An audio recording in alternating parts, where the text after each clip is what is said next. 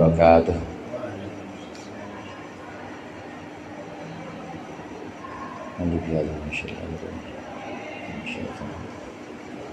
Al-Fatihah.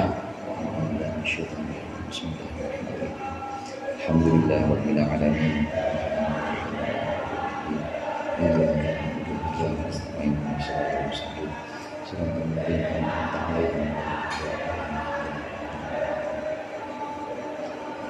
Alhamdulillahil munfarid bil 'azamati wal jalal wal mutawahhid bi istighafi wa bil kamal.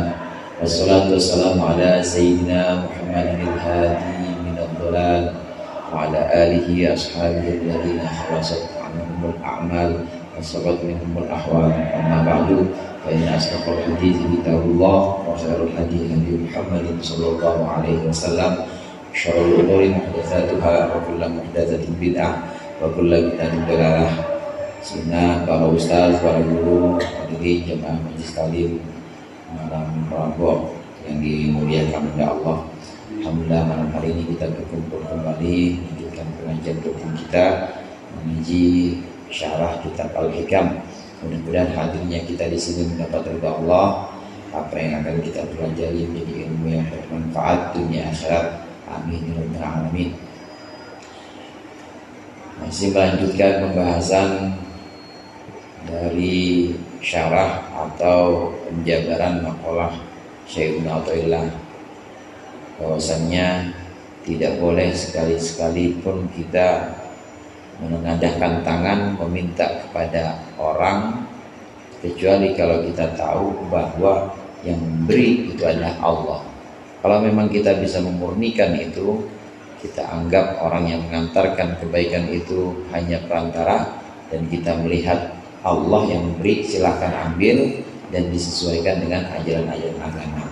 Dan menjelaskan makalah ini, penjelasannya, penjabarannya sangat panjang sampai yang terakhir kemarin itu ada seorang guru namanya Syekh Abdul Aziz Al-Mahdawi, kunyahnya Abu Muhammad. Kalau ini kan Abdul Aziz kunyahnya Abdul Aid, bapaknya Idul Akbar. Ini Abu Muhammad. Syekh Al-Mahdawi ini berpesan, hendaknya kalau ada dorongan-dorongan dari hawa nafsu kita saat kita melakukan ibadah, ada dorongan makanlah, minumlah, kasih hak-hak badan. Kalau ada dorongan-dorongan seperti itu, maka ajak hawa nafsu kita ngobrol. Emang makan dari mana? Minum, emang udah waktunya minum sekarang? Emang belum waktunya minum, belum maghrib, belum waktunya buka, ya nggak usah buka. Tanya, itu hawa nafsu biasanya jawabannya iya ya. Nggak tahu saya makan dari mana. Ya udah, kalau nggak tahu makan udah tenang aja, ntar ada yang nganterin Allah dan nanggung itu rizkinya. Harus sering-sering diajak ngobrol seperti itu. Nah, yang berikut ini termasuk juga nasihat dari Syekh Al-Mahdawi ini, disebutkan dikutip di sini oleh Syekh Ibnu Abbad sebagai penjelas dari maqalah. Qala al-mu'allif rahimahullah wa nafa'ana bihi wa bi ulumihi fid dharain amin. Wa dzakara aidan mas'alatan 'azimatan mufidatan tatadammanu kaifa yakunu halul faqir binisbati lir rizqi. Dan beliau juga menyebutkan, Syekh Al-Mahdawi juga menyebutkan mas'alatan 'azimatan mufidatan, satu masalah yang besar dan juga berfaedah. Tatadammanu kaifa yakunu hal faqir, yang mencakup bagaimana jadinya keadaan seorang yang fakir. Seorang fakir binisbati lir rizki, hubungannya dengan rizki. Wa ma tahtaju ilaihi binyatuhu. Wa ma tahtaju ilaihi binyah. Binyah itu fitrah. Binyah itu bana yabni, binyah itu artinya fitrah. Wa ma tahtaju ilaihi binyatuhu, dan segala hal tahtaju ilaihi binyatuhu, yang membutuhkan kepadanya apa binyatuhu, fitrah atau penciptaannya, al-fakir minar rifqi, dari kasih sayang. Wa ja'alaha min qawaidil faqri, dan Syekh Al-Mahdawi menjadikannya masalah ini min qawaidil faqri sebagai kaidah kefakiran, wal iradati, dan juga kaidah iradah kehendak. Fara'aina dzikraha fi hadzal maudhi, maka kami memandang menyebutkan masalah ini fi hadzal maudhi, pada bagian ini, minal wajibil muta'ayyin, termasuk fardu ain, dia tahaqqaqa fil amali, yatahaqqaqa fil amali biha kullu man yaqifu 'alaiha, supaya menjadi nyata, supaya menjadi benar dalam berbuat dengan kaidah-kaidah ini. Kullu man, setiap orang yaqifu 'alaiha, yang berdiri di atas kaidah ini, min muridin mubtadi'in, dari seorang murid yang pemula, beginner, ya masih ibtidaiyah, masih pemula. Murid yang menuju kepada Allah, maksudnya orang yang berkehendak menuju kepada Allah. Ini iradahnya juga harus diatur, keinginan-keinginannya ini harus diatur selaras dengan keinginan-keinginan Allah. Karenanya disebut sebagai murid. Murid pemula ini perlu memegang kaidah-kaidah ini. Apa kaidah yang dimaksud? Kaidah yang dimaksud adalah kaidah kefakiran, kaidah kemiskinan. Jadi kalau ditakdirkan jadi orang miskin atau orang fakir, jadikan ditakdirkan jadi murid yang fakir, murid yang miskin, maka kaidah-kaidahnya ada di sini. Ini agar dipegang teguh oleh seorang murid. Qala radhiyallahu anhu, berkata radhiyallahu anhu Syekh Al-Mahdawi, "I'lam annal faqira la yakhlu imma yakuna jalisan aw masyan." Ketahuilah bahwasannya seorang fakir itu la yakhlu, tidak bisa tidak, la yakhlu itu tidak sepi, maksudnya tidak sepi ini pasti, imma yakuna jalisan, ada kalanya fakir itu orang yang duduk, aw masyan atau berjalan. Amma qaidatul jalisi, adapun kaidahnya untuk orang fakir yang duduk, fa inna jalsatahu maudi'u aliyatihi, maka duduknya dia adalah tempat kedua, tempat pantatnya. Wa huwa makanuhu, itulah tempat dia. Wa zamanuhu, adapun masanya dia, waktunya dia, tarfu sajadatihi, adalah ujung sejadahnya. La yata'addaha, di mana dia tidak boleh melampaui akan sajadah. Wa la yakunu iltifatuhu liwaqtin, dan tidak boleh ada iltifatuhu, berpalingnya si murid, berpalingnya si masyi, murid fakir yang jalis liwaqtin, kepada satu waktu. Wala ila sababin, dan juga tidak boleh berpaling kepada satu sebab maklumin yang tertentu. Liannahu la yadri, sungguh karena sungguhnya dia tidak mengetahui, al-awqati, akan waktu-waktu, mahia, kapankah waktu itu, wala yajiduha, dan dia tidak akan mendapatkan waktu-waktu itu, wala yadri matahia, dan dia juga tidak tahu kapan, tadi tidak tahu apa waktunya, tidak tahu, tidak akan mendapat menemukan, dan juga tidak bisa tahu kapan waktunya, wala waktaha, dan juga dia tidak bisa tahu waktunya. Wa ya'lama anna jami'al asya'i, dan dia mengetahui bahwa segala sesuatu seluruhnya, tatlubuhu, itu justru menuntut dia, wa tahtaju ilaihi, dan bahkan sesuatu itu butuh pada dia. Liannaha, karena sungguhnya asya, sesuatu, khuliqat min ajlihi, diciptakan min ajlihi, justru untuk alasannya si jalis. Wa huwa khalifatun fiha, dan jalis ini, fakir jalis ini, khalifatun fiha, adalah sebagai khalifah atau sebagai orang yang pemimpin di dalamnya. Wa qad faragha min jami'iha, dan dia telah kosong atau telah tuntas, selesai sudah, min jami'iha, dari keseluruhannya asya. Fal iltifatu wal amalu, maka berpaling dan juga berangan-angan, limada, untuk sesuatu, limada, untuk sesuatu, bal yakunu, atau bahkan ada si jalis tadi, fakir yang jalis, apa itu? Hadapan sebagai tujuan, lil aqdari, untuk takdir, untuk ketetapan-ketetapan Allah, tajri, di mana mengalir atau berlaku takdir tersebut, alaihi, atas jalis, wala kasbalahu, dan tidak ada pekerjaan untuknya, miliknya, wala sababa, dan juga tidak ada sebab, fitahsili, dalam menghasilkannya. Ada dua macam fakir. Yang pertama, fakir yang duduk-duduk aja. Yang kedua, fakir yang jalan. Untuk yang duduk-duduk aja, kaidahnya dia punya waktu dan tempat. Makanya suka MC, waktu dan tempat kami persilakan dia. MC Ustazullah. Ada waktu, ada tempat, karena semua makhluk pasti terikat waktu dan tempat ini. Yang enggak terikat waktu dan tempat hanya Allah. Makhluk semuanya terikat waktu dan tempat.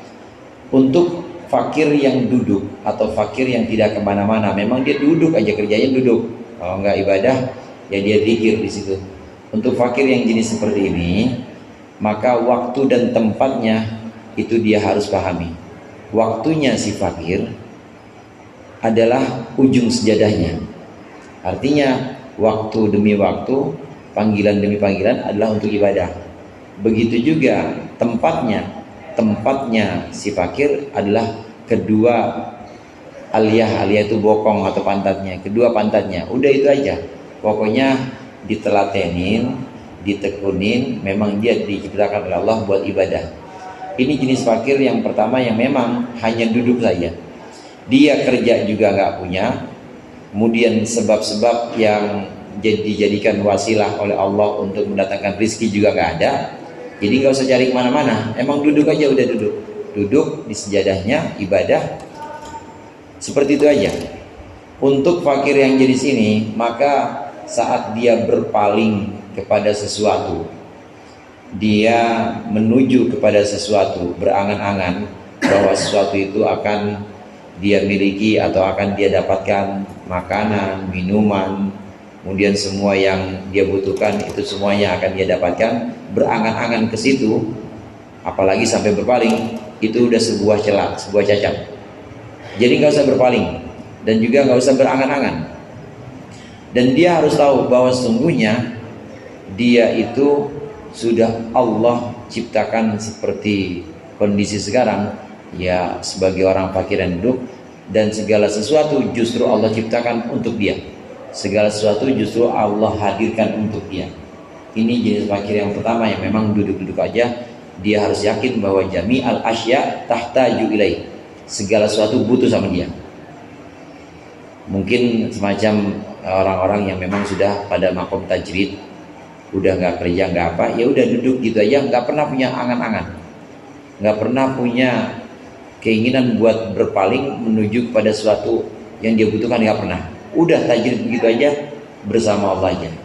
Kadang orang-orang ini ya diam-diam aja justru, tapi dalam diamnya dia itu jadi pakunya kampung misalnya, dia jadi penjaga wilayah itu, diam aja, memang nggak pernah punya keinginan untuk pindah beranjak dari posisinya, hanya ibadah saja. Ini jenis fakir yang pertama. Yang perlu ditekankan di sini, jenis fakir yang pertama, kalau memang ditakdirkan menjadi fakir yang pertama, maka seseorang harus yakin bahwa dia khalifah dan segala sesuatu akan datang kepada dia nanti. Segala sesuatu akan tunduk pada dia. Yang menundukkan siapa? Yang menundukkan Allah. Tapi juga jangan ambisi-ambisi amat, nanti ya jadi kayak ini banyakan ngelamun, bengong, keluar ketemu malaikat katanya, ketemu Jibril, jangan. Jadi harus benar-benar mengekang keinginan-keinginannya, hawa nafsu, terutama keinginan untuk mendapatkan sesuatu yang memang belum Allah tetapkan untuk dia. Harus yakin segala sesuatu Allah ciptakan buat dia, dan juga harus yakin bahwa Allah memperjalankan ketetapan-ketetapannya, takdir-takdir Allah itu Allah perjalankan untuk dia, dan semuanya yang ada dalam takdir Allah itu baik untuk dia. Harus yakin seperti itu. Ini jenis fakir yang pertama. Memang ya makom fakir ini makom yang sulit, makom yang banyak orang ini ogah pilihnya. Ya mendingan fakir sabar apa kaya syukur? Mendingan kaya syukur apa fakir sabar, Ustaz? Kaya syukur. Syukur. Kaya syukur apa fakir sabar? Emang ulama beda pendapat itu. Lebih utama mana orang kaya syukur dibanding orang fakir sabar? Yang paling utama ya orang fakir syukur. Orang fakir syukur lah, tuh luar biasa, udah fakir syukur lagi, udah fakir bersyukur, itu paling utama. Nah kalau diantara keduanya itu ulama beda pendapat. Ada yang mengatakan lebih bagus kaya syukur, ada yang mengatakan lebih bagus fakir sabar. Alasannya apa? Alasannya dari semua nabi dan rasul yang Allah angkat itu mayoritas fakir, nggak ada yang kaya. Paling kaya ada beberapa doang, Nabi Sulaiman, ya Nabi Sulaiman. Demikian juga dari segenap sahabat Rasulullah itu kebanyakan juga yang fakir dibanding yang kaya. Mungkin ada yang kaya seperti Abdurrahman bin Auf, Abdurrahman bin Auf, iya.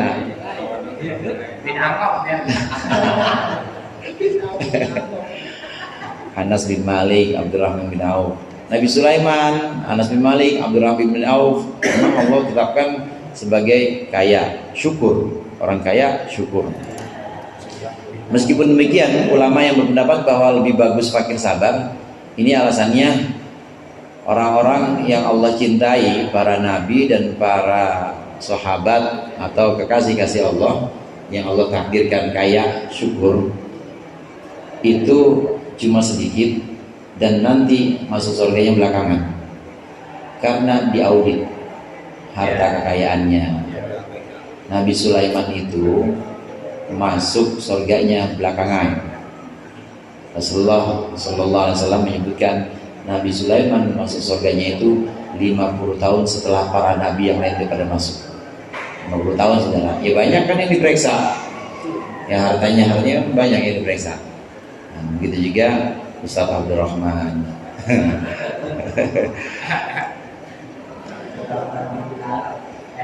Makom fakir namanya. Nah, ada fakir yang jenis kedua. Fakir yang jenis kedua ini fakir yang berjalan. Wa mal masyi minal fakir alladhi yakunu fi safarin. Adapun orang fakir yang berjalan, alladhi yakunu fi safarin, yang dia sedang berada dalam perjalanan, au ghairihi, atau selain perjalanan, fala tujawiz himmatuhu, boleh juga fala tujawizu himmatuhu, maka tidak boleh melewati himmatuhu, cita-citanya atau tekadnya si masyi, tidak boleh melampaui khutwatahu, akan langkahnya. Mithaluhu, contohnya ayyakuna masyian, dia sedang berjalan, fa khatara lahu taghayyuru, maka kemudian terbersit baginya at-taghayyuru, perubahan, wal iltifatu ilaihi, dan juga berpaling kepadanya, kepada perubahan itu, min baladin, dari satu negeri, au syaksin, atau satu orang, au mut'imin, atau au mat'amin, atau satu makanan, au masyrabin, atau minuman. Jangan melampaui ini, fayahlika, maka menjadi sebab rusak si masyi. Fayadfaru bihil aduwu, dan menjadi menang terhadapnya al-aduwu, musuh. Watazilla qadamuhu, dan menjadi terpeleset, menjadi salah qadamuhu, telapaknya masyi. Fa in tamada fi ta'alluqi bisyai'i, maka jika dia terus menerus al-masyi, fakir yang berjalan terus menerus fi ta'alluqi bisyai'in, dalam bergantung kepada sesuatu, min halihil qawaiti, dari beberapa pemutus ini, wasyawagili, dan juga penyibuk yang menyibukkan ini, wa masyaila syai'in minha, dan dia berjalan kepada sesuatu darinya, dari qawati atau syawagil, wa faqadahu, tapi dia lalu kehilangan akan syai', udah pengen kesono tapi nggak dapat, wa mata, dan dia mati, maka dia mati qatila nafsihi, dengan cara membunuh dirinya sendiri. Wadzalika, dan itu annahu yakunu fi yaumin shaif, seperti seseorang yang berada di hari yang sangat panas, wa wahjan, wa fi yaumin shaifin wa wahjin, dalam hari yang panas dan sangat panas. Waqad asabahul atasyu, sungguh telah menimpanya al-atasyu, rasa haus. Fayu'adu lahu khayyalu ma'in, maka kemudian digambarkan atau dihadapkan untuknya khayyalu ma'in, imajinasi atau ilusi air.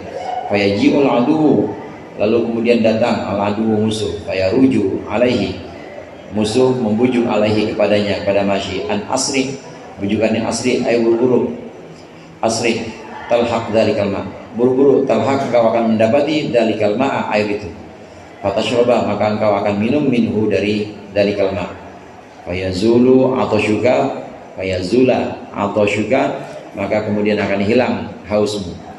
Fa'in masyarakinan lihadal khatir, apabila dia berjalan rakinan, halnya cenderung atau halnya condong, lihadal khatiri, kepada khatir ini, kepada bisikan hati ini, yaji'u lil maudhi'i, dia datang lil maudhi'i kepada satu tempat, fayajiduhu, lalu dia mendapati tempat itu, fayajiduhu, lalu dia mendapati dalikal ma, air itu saroban, sebagai fata morgana saroban itu, fahunaka, maka pada saat itu di sana yadfaru bihi, menanglah musuh bihi terhadap Masyi, wa yaqulu, dan berkata si musuh lahu pada Masyi, al-ana tamutu, sekarang tamutu, engkau mati, fa bi qatlihi min saati fayaktulhu, ya itu ya, fayaktulhu min saati, maka musuh membunuhnya min saati, dari saat itunya, sejak saat itu, fayamutu, maka dia mati, qatila nafsihi, membunuh dirinya sendiri, idza kana jahilan, dalam keadaan dia si Masyi jahilan bi rabbih, tidak mengenal Tuhannya, wa ayatihi, dan ayat-ayatnya, tanda kuasanya, walam ya'rif dawa'ahu, dan dia tidak mengenal obatnya, minda'ihi, dari penyakitnya, wala ya'lama,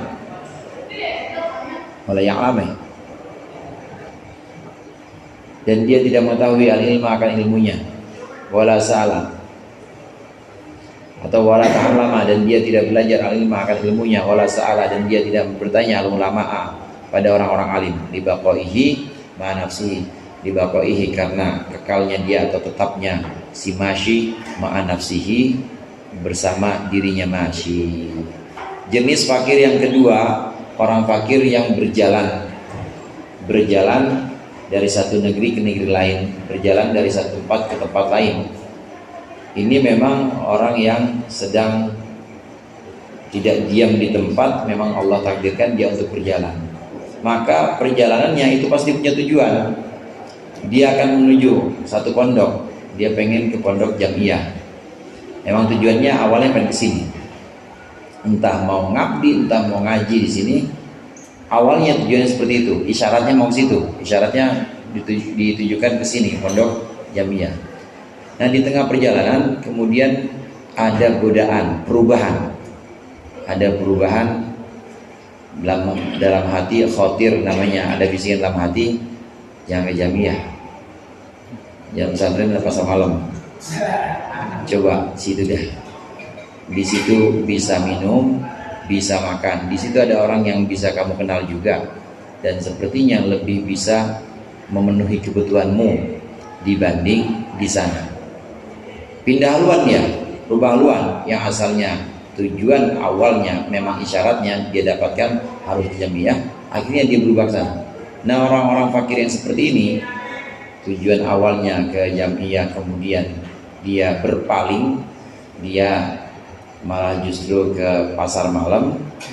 Ini seperti orang yang melihat sesuatu di padang pasir atau di satu hamparan yang panas siang hari, tengah hari bolong, lagi panas-panasnya. Emang dia lagi butuh banget minum, lagi butuh banget tempat untuk beristirahat. Nah, dia melihat di situ tempat ada air. Begitu dideketin ternyata nggak ada. Itu yang namanya fata morgana. Dia melihat. Nah, pada saat itu udah capek-capek pindah haluan, padahal udah sampai Blossom, udah bentar lagi sampai kan ya, udah tinggal belok aja, tapi dia bela-belain balik lagi pindah haluan, jalan lagi dia, udah capek-capek, sampai sono nggak ada apa-apa, sampai sono dia tidak mendapatkan apa yang dia butuhkan, air nggak ada, makanan nggak ada, analoginya seperti itu. Tidak mendapatkan apa-apa di tempat yang dia tuju, tempat yang mengubah haluan dia. Dan musuh di sini bisa hawa nafsu, bisa juga setan. Musuh di sini memang selalu membujuk dia, udah nggak usah ke sana, nggak usah ke Jamiah, ada tuh tempat itu juga bisa kok menjanjikan kebutuhanmu akan bisa dipenuhi di sana. Udah nggak usah ke sana jauh-jauh. Padahal dia balik itu malah jauh juga. Nah, sampai sana nggak ada menemui apa-apa, padahal butuh minum, butuh makan, ternyata di sana nggak dapat apa-apa. Maka disitulah musuh menang, hawa nafsunya menang. Hawa nafsunya ini membunuh dia. Jadi dia sebenarnya bunuh diri. Bedanya kalau emang dia ke Jamiah, kemudian tujuan awalnya kan Jamiah, dia kesini ngaji atau ngabdi, ternyata di sini juga nggak dikasih makan sama Ustaz Anis, ngopi juga boro-boro, tapi kemudian mati juga di sini. Bedanya dia mati dalam keadaan mengenal Allah. Artinya memang isyaratnya dari Allah, dia harus menuju ke sini, dan dia mati menuju tempat yang memang diperintahkan oleh Allah, suruh ke sini. Nah, kalau contoh yang tadi ini, dia menuju ke tempat yang sebenarnya bukan tujuan dia, bukan isyarat dari Allah, tapi godaan hawa nafsunya. Dia mati dalam keadaan tidak mengenal Allah. Artinya dia lebih condong kepada panggilan hawa nafsunya. Ini perumpamaan orang yang fakir dalam keadaan musafir atau berjalan. Untuk orang-orang yang fakirnya memang berjalan, maka harus dia kuatkan niatnya. Kalau isyaratnya harus ke satu tempat, maka apapun godaannya jalan terus. Nggak boleh, dia nggak boleh berhenti, atau dia nggak boleh berpaling pindah haluan, nggak boleh. Meskipun ya tempat-tempat yang dibujuk atau yang ditawarkan itu kelihatannya lebih menjanjikan, pasti itu pasti fata morgana. Pasti nanti yang akan dia temui di sana kosong, kehampaan, nggak akan ada apa-apa. Menguatkan tekadnya untuk orang yang berjalan ini. Jadi tidak boleh melampaui tujuannya. Di awal tadi disebutkan jangan himmahnya itu tujuannya fala tujawizu himmatuhu khatwatah. Janganlah tujuan dia atau target dia melampaui langkah-langkah dia. Memang langkah dia ya ke jamiyah, mampunya ke situ. Jangan terus pengen yang lebih atau pengen sesuatu yang lain yang sebenarnya dia itu nggak mampu sana. Dibuatkan niatnya untuk yang fakir dalam keadaan berjalan ini. Ini dua macam fakir. Dari dua macam fakir ini kaidah dari Syekh Abdul Aziz Al-Mahdawi kemarin yang di awal di pertemuan lalu sempat dibahas. Kaidah untuk orang-orang yang memang Allah tetapkan makomnya makom fakir, maka harus mengetahui kaidah ini. Qala fa hukmuhu idza jaa hadzal khadiru bitarwij. Maka hukumnya, berkata Syekh Abdul Aziz Al-Mahdawi ini, maka hukumnya ketika datang hadzal khadiru, bisikan ini, bitarwiji, dengan bujukan minal aduwi, dari musuh, wa fi safarin minas sur'ati, wa fi safarin, dan dalam perjalanan minas sur'ati, dari cepat, dari keadaan yang cepat, ilal ma'i, menuju air, warrukuni, dan juga kecenderungan ilal aghyari, kepada makhluk, min manazila, dari tempat-tempat tinggal, au ashkhasin, atau orang, au ghairi atau lainnya.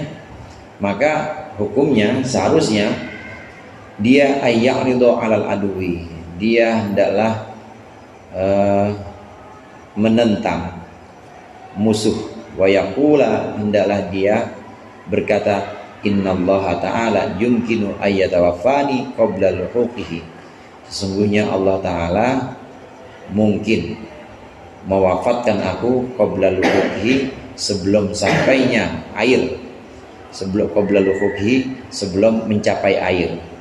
Fabid darurati yuti'uhu bidzalika, fabid darurati, maka dengan satu keniscayaan atau satu yang keharusan sifatnya, yuti'uhu, dia fakir masyi, yuti'uhu, mentaati Allah, fi dzalika, dalam hal ini, wa yusallimuhu, dan dia wa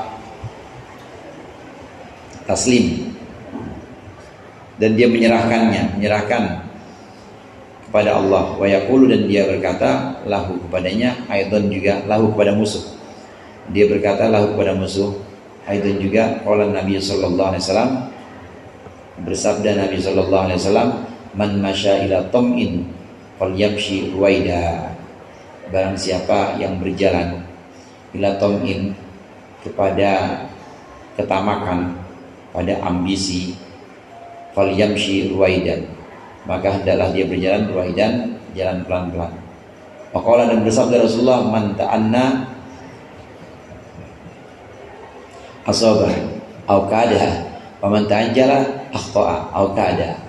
Man ta'anna, barang siapa yang pelan-pelan, asabah, maka dia akan sampai tepat, sampai sasaran, au kada, atau minimal hampir sampai, Faman ta'ajjala, dan barang siapa yang buru-buru, akhta'a, maka dia akan keliru, melenceng, au kada, atau minimal dia hampir keliru. Wal ajalatu minasyaiton, dan terburu-buru itu dari setan. Ditambahkan di sini. Lalu bagaimana solusinya untuk orang yang pada makom fakir? Dia Allah perjalankan, dia memang dijadikan orang yang berjalan, musafir.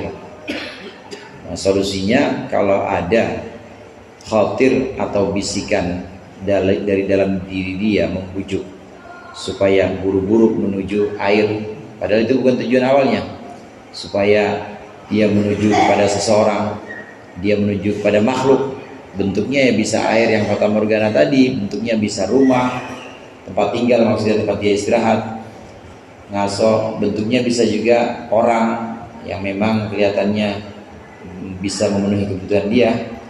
Kalau memang ada yang membujuk seperti itu, maka harus dia lawan, itu harus dilawan, dan dia harus bilang sama orang yang membujuk atau khatir yang membujuk ini, orang fakir ini harus bilang, sesungguhnya Allah bisa saja mewafatkan aku sebelum aku sampai ke sana. Artinya kalau aku wafat tengah perjalanan menuju ke sana, menuju ke tempat yang engkau rayu atau engkau bujuk aku ke sana, itu berarti aku mati dalam keadaan menentang Allah. Itu gitu saudara. Karena kita nggak tahu bagaimana beberapa langkah lagi kita ini kemudian Allah cabut nyawanya, kan nggak tahu. Nah, yang seperti ini sering terjadi.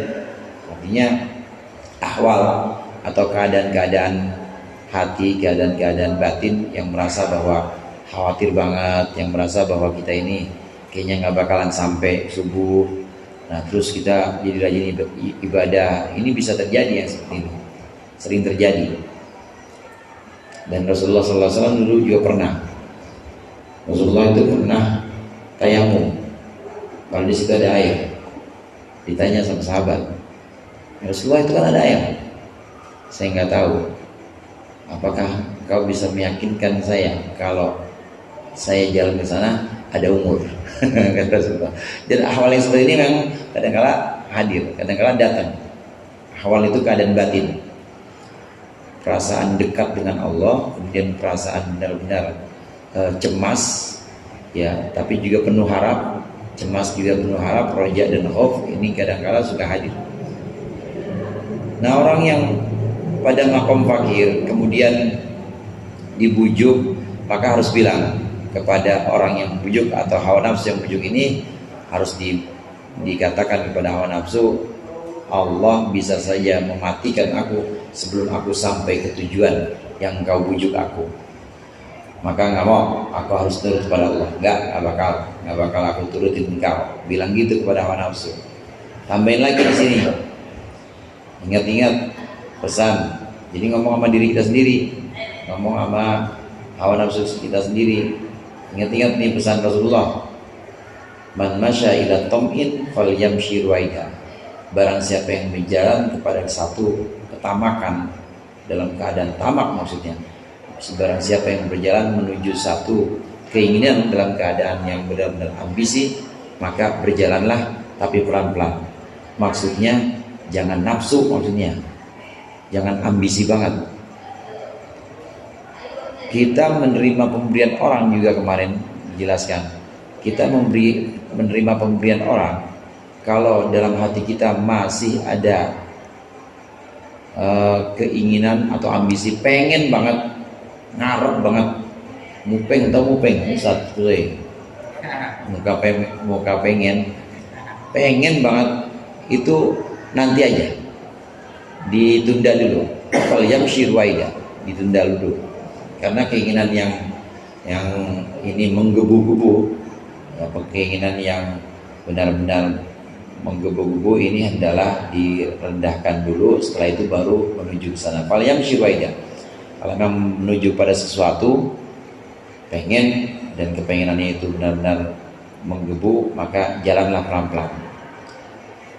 Dan ingat juga pesan Rasulullah, orang yang pelan-pelan pasti nyampe juga. atau minimal hampir sampai. Sebaliknya, orang yang buru-buru itu pasti keliru.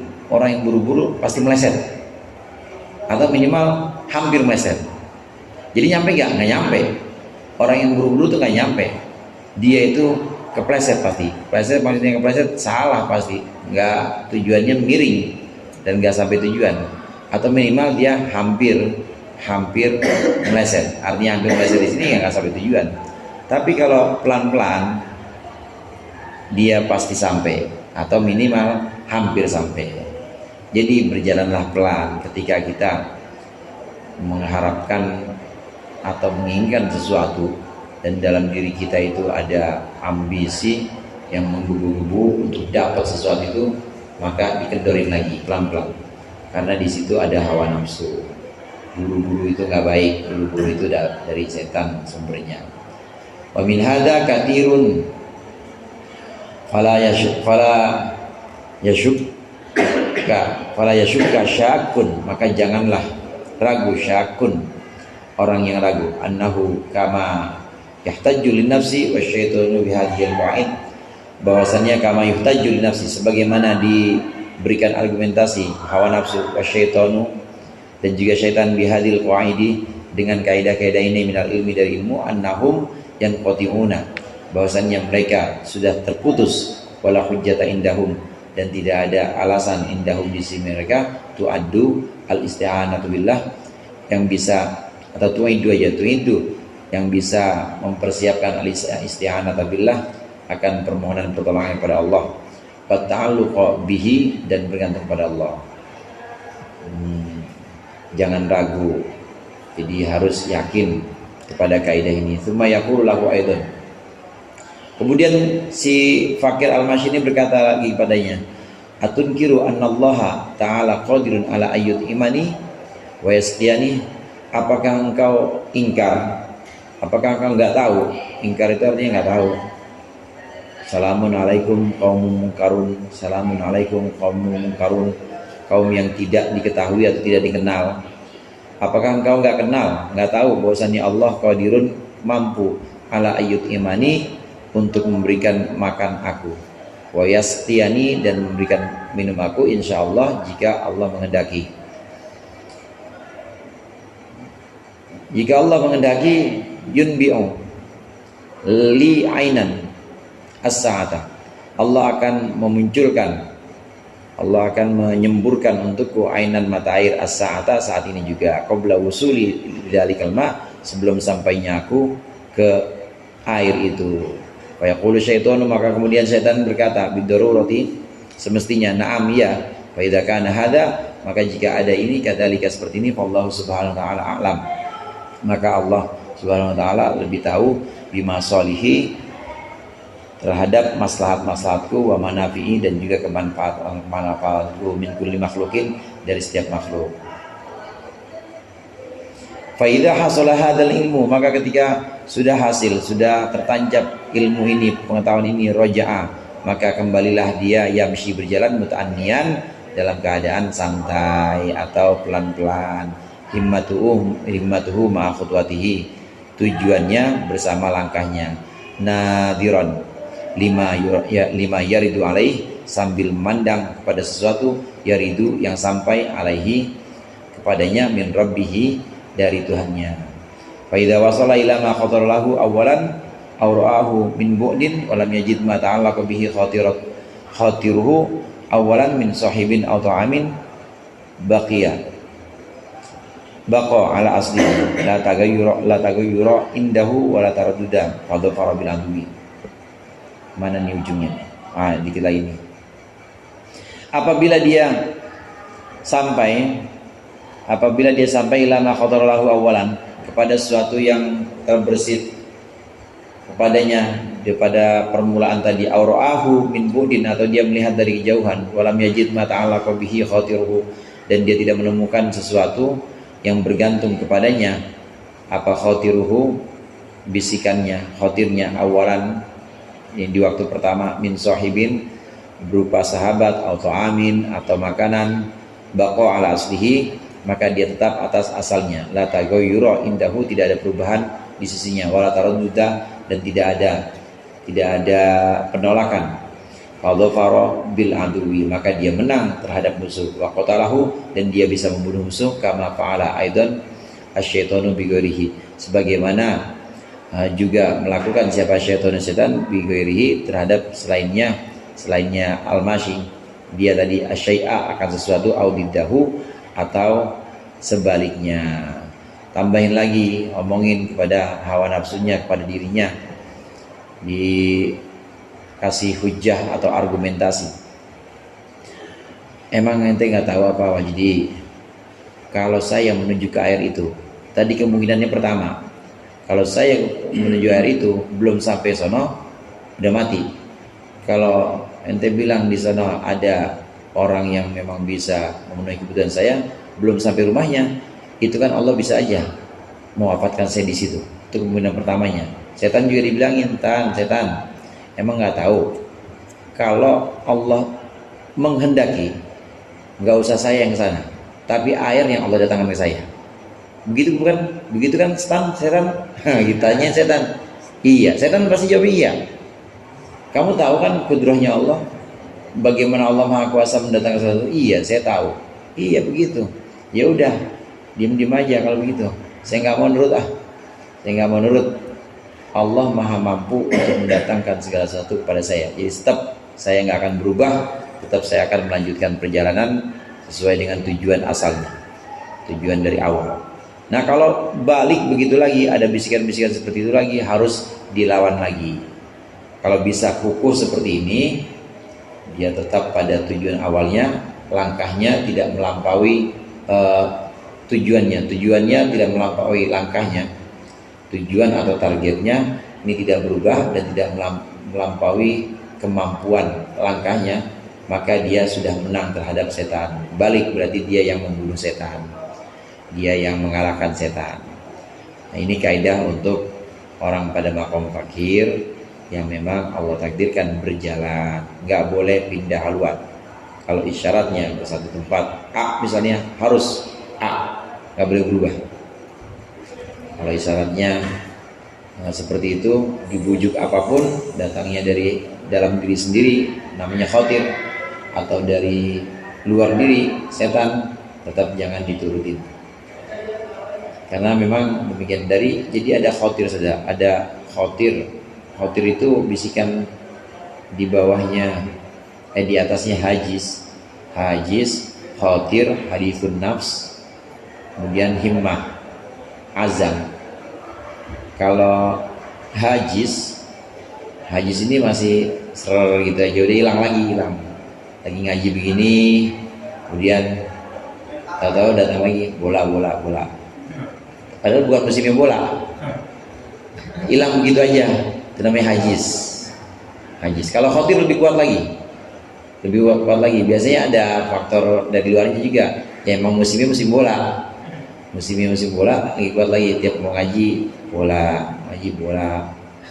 itu khawatir lebih kuat lagi. Nanti yang lebih kuat lagi hadithun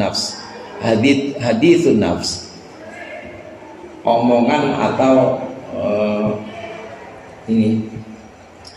omongan atau ocehan diri sendiri, oceh sendiri. Ngaji gini aja, kayaknya cuti dulu dah.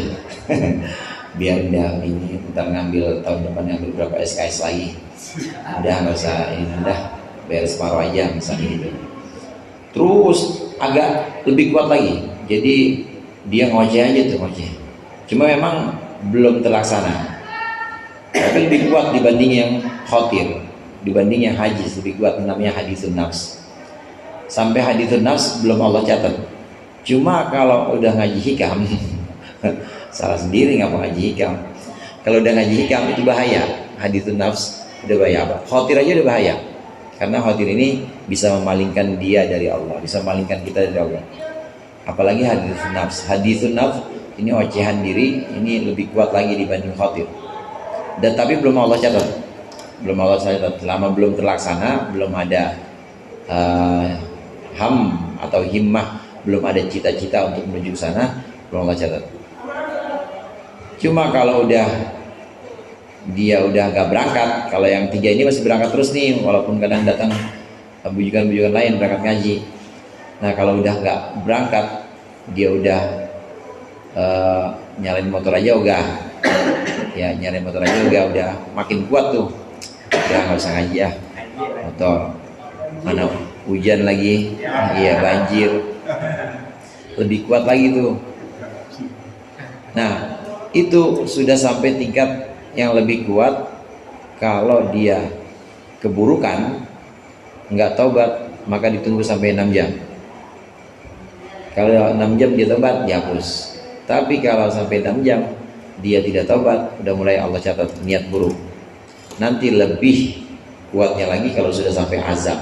Azam itu mah udah benar-benar motornya dijual, kitabnya dijual, udah benar-benar berhenti ngaji itu mah. Ya sarung juga udah diganti, nggak pakai sarung-sarungan dah, pokoknya pakai celana kolor aja. Udah benar-benar tuh azam. Karenanya waktu ada laporan kepada Rasulullah, ada 2 orang Islam, ada 2 orang ini berantem. Dua-duanya megang pedang. Yang satu qatil, yang satu maktul. Yang satu membunuh, yang satu terbunuh. Kata Rasulullah, kilahuma finnar. Dua-duanya akan di neraka, itu kata Rasulullah. Ya, hadzal qatil ya Rasulullah. Fama balul maktul. Ya kalau yang membunuh mah karuan ya Rasulullah, yang bunuh mah ada ketahuan neraka. Ini korban. Ini korban masa neraka juga ya Allah. Kata Rasulullah, meskipun dia korban, tapi tekadnya adalah membunuh. Cuma lagi apa saja dia. Dia udah azam itu, udah sama-sama pegang pedang. Itu namanya udah bukan khotir lagi. Apalagi hajis, bukan khotir, bukan hadithun nafs, bukan ham, tapi udah azam. Udah ada pada gini. Dia udah punya niat atau udah punya azam buat membunuh lawannya. Maka udah dicatat, meskipun dia itu terbunuh atau korban, sudah dicatat sebagai pelaku dosa besar. Dua-duanya akan di neraka kata Rasulullah. Karena udah sampai itu, udah sampai azab. Untuk para murid yang mubtadi, pemula, maka khawatir ini lebih kuat dibanding hajiz. Khawatir ini juga harus diwaspadai, karena kalau terus-terusan diikutin, ini bisa memalingkan dari tujuan awalnya. Yang tujuan awalnya billahi ta'ala, ini bisa lil aghyar atau lil ashkhas atau lil manazil, buat semualah selain Allah, ya tujuannya jadi berubah.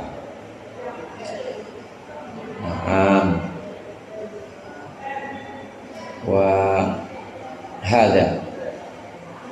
hada ma auradna dzikrahu min kalami hadal imam wa huwa indi min anfasil kalam, wallahu a'lam bissawab. Mudah-mudahan bermanfaat. Dikurangnya mohon maaf. Wallahu muwaffiq ila aqwamit thoriq. Assalamualaikum warahmatullahi wabarakatuh.